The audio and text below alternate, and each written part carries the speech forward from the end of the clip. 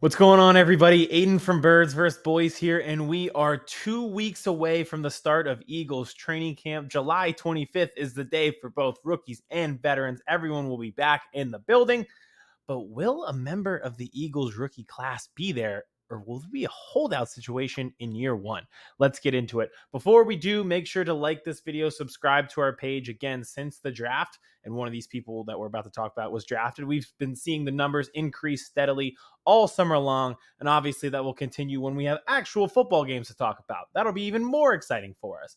But let's get into it now. Will this member of the Eagles be there July 25th? Kelee Ringo was drafted in the 4th round by the Eagles, pick 105 back in April, and at the time seemed like a steal. And if you guys remember and have been following us for a while, in the mock drafts that Kevin and I were doing on our page, there were times where he was going in the 1st round, if not the 2nd round of the NFL draft. He falls all the way to the 4th round to the Eagles, and he is still not signed today, 2 weeks away from Eagles training camp. So before I did any research into this is what I thought and thought it would be a red flag. I'm thinking, okay, here's this kid who was given 1st round grades. We saw that with the mock drafts that we were doing. And then all of a sudden, he slips. There's character concerns, quote unquote, a shoulder injury, and he falls all the way down to pick 105. So he's probably thinking, oh, my value is, and his agent's probably telling him, your value is round 1, round 2. You were drafted in round 4. And the Eagles are saying, well, yes, your value is that, but we got you here. This is what people in your position draft. That was my thought before I did any research into it.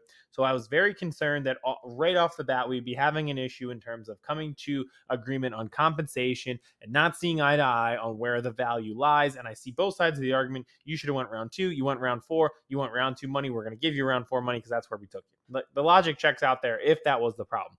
But I should have known that it was not.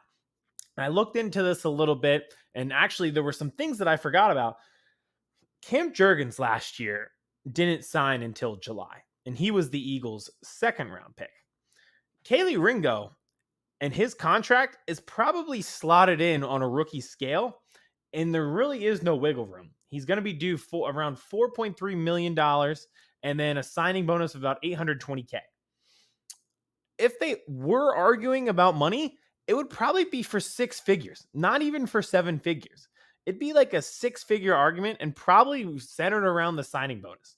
So that probably is not the case that this is what's going on. Instead, and we should have saw this coming a mile away, the Eagles waited to sign him in order to maintain cap flexibility in case they needed to sign somebody else.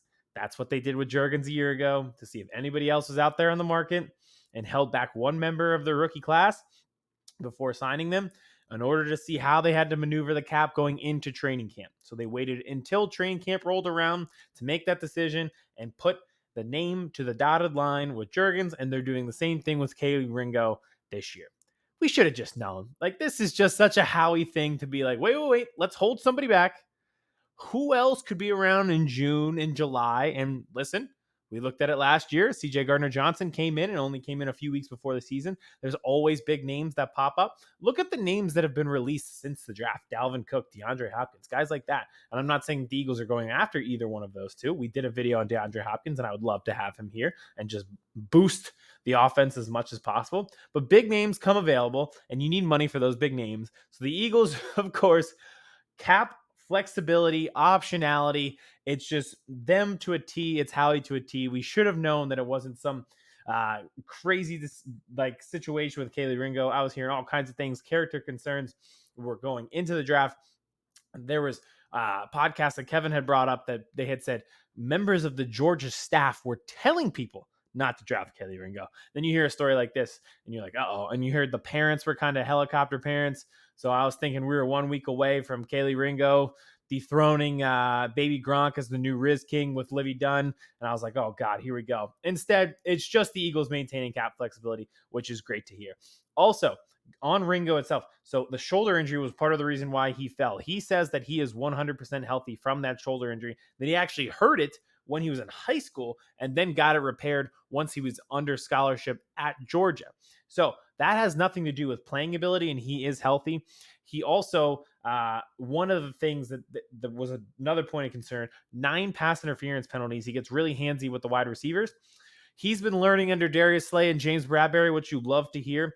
Again, that can only take you so far, I think, is players telling you what to do. It's great to have veterans, though. Jalen Carter has Fletcher Cox. Kelee Ringo has Darius Slay and James Bradbury. Like that, to have these guys around is so perfect to kind of create this next wave and influx of talent coming into Philadelphia. So we hope that pays off. I do think we've seen this case before where kids are too handsy in college and they're very physical and they get called for it. And it's not really a matter of skill. It's just a matter of discipline.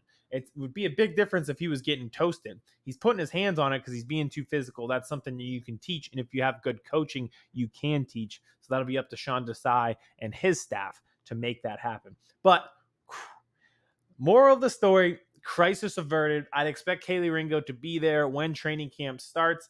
I had no idea and had forgotten about the Cam Jurgens thing, that they had held him back before.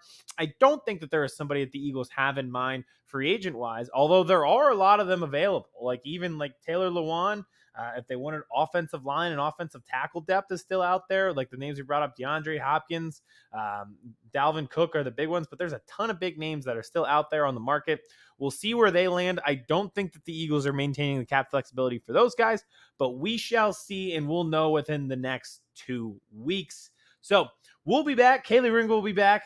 We've got a ton of content coming your way. And then obviously when training camp hits, it's full steam ahead. Shows every week, interviews every week, and then games every week.